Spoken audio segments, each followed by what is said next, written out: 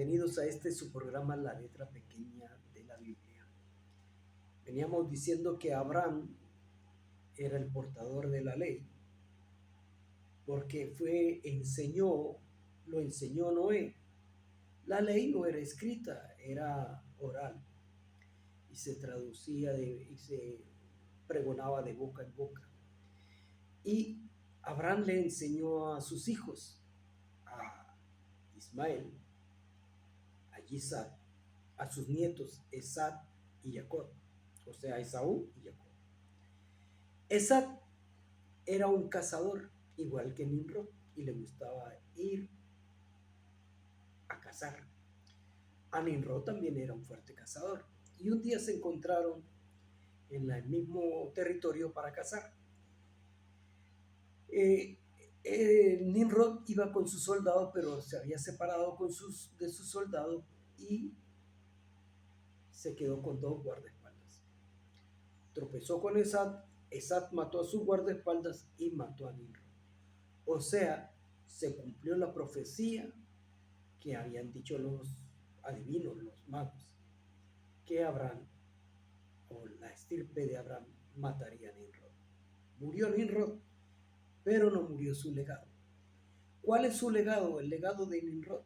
El legado de Nimrod era, con la torre de Babel, subir hasta el mismísimo cielo, donde se encontraba el trono de Yahweh, derrocar a Yahweh, sentarse en el trono de Yahweh, gobernar sobre los cielos y gobernar en la tierra.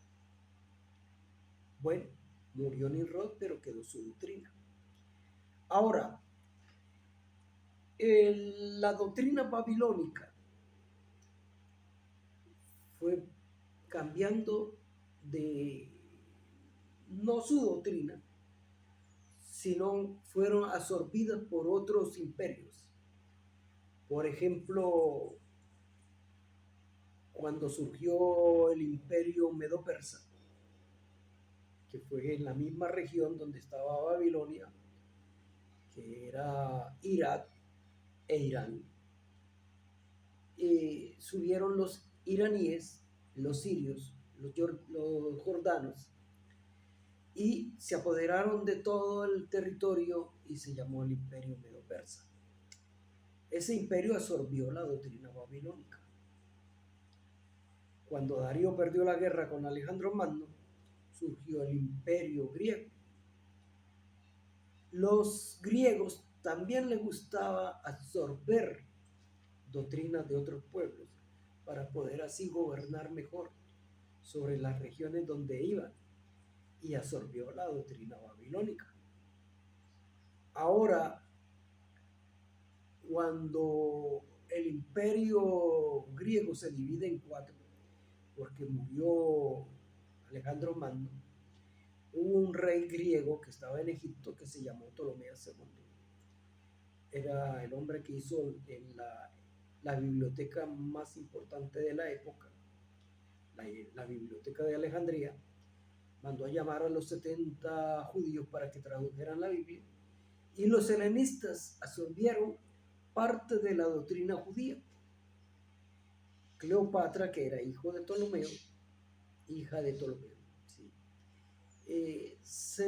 Cuando murió Ptolomeo, quedó a la deriva y vino el imperio romano, vino Julio César y la tomó como mujer, como su mujer.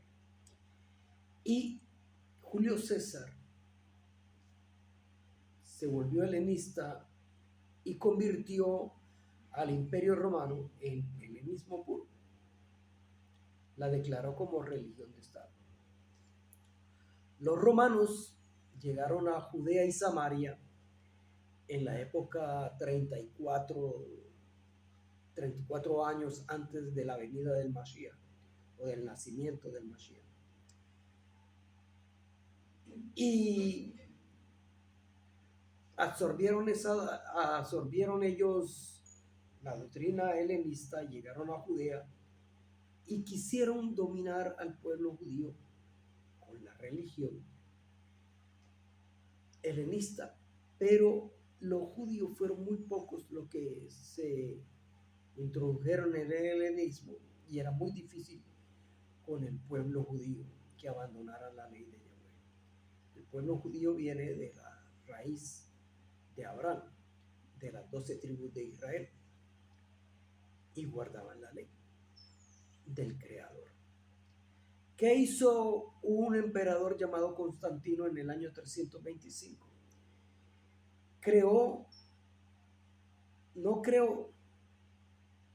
Le cambió de nombre el helenismo y lo llamó Iglesia Católica Apostólica y Romana. La iglesia cristiana se fundamenta en el helenismo, en la doctrina babilónica.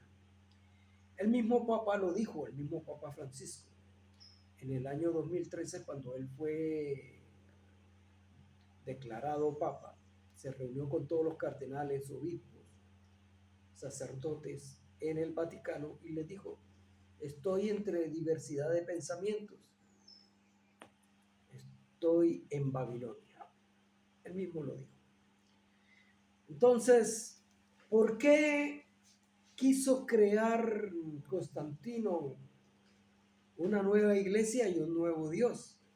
¿Cómo se llamó ese Dios? Etsus, Dios druida de la guerra y la sangre, o Dios celta, cuidador de la naturaleza, es el mismo Dios. Y Krishna, el Dios hindú. Y qué casualidad de estos dioses. Nacieron de mujer virgen y murieron crucificados. Extraño, ¿no? Bueno, entonces, ¿cuál era la misión de esta iglesia? Era adoctrinar a los judíos. ¿Y cuál era su lema? ¿O es su lema? Ya no vivimos bajo la ley, sino bajo la gracia. Creyendo solamente en Jesús serás salvo. Un Dios judío, crearon un Dios judío bajo nombres paganos. Esto va a doler mucho. Ahora, ¿por qué lo hicieron? Porque querían que el pueblo judío abandonara la ley y siguiera a un Dios pagano, Etsus Krishna, y solamente creyendo en él serían salvos. Esa es la misión de la Iglesia Católica. Pero el pueblo judío no creyó en eso y todavía aún sigue creyendo en el último, en lo único que nos une al Creador hoy, que es su ley, sus mandamientos y sus estatutos. Ahora, por eso está sucediendo lo que sucede hoy. Está extraño esta cosa que estoy diciendo. Vamos a ver. ¿Cuál era el legado de Nimrod?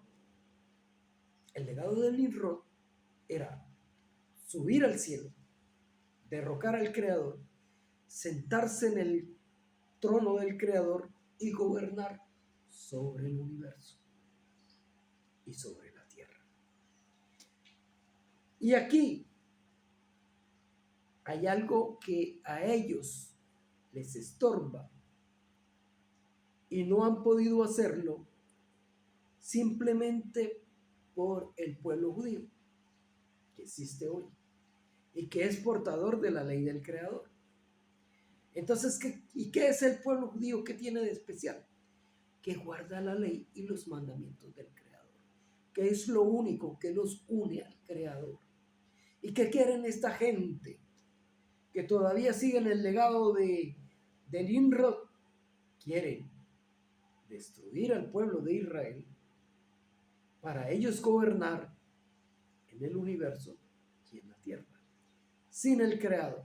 Por eso poco a poco han venido cambiando las leyes, aprobando leyes que están en contra de la Torá, como el aborto, el matrimonio igualitario y muchas leyes más que están en contra de la Torá.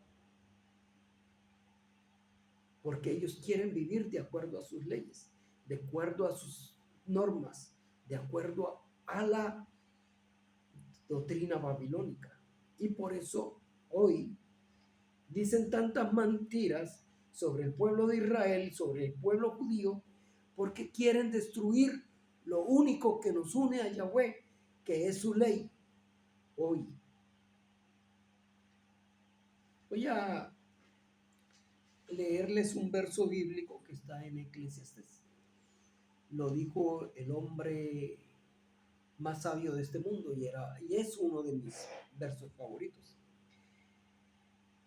Dice así la palabra en Eclesiastés 12, capítulo 12, verso 13. El fin de todo discurso oído es este: teme a Yahweh tu Elohim y guarda sus mandamientos, porque eso es el todo del hombre.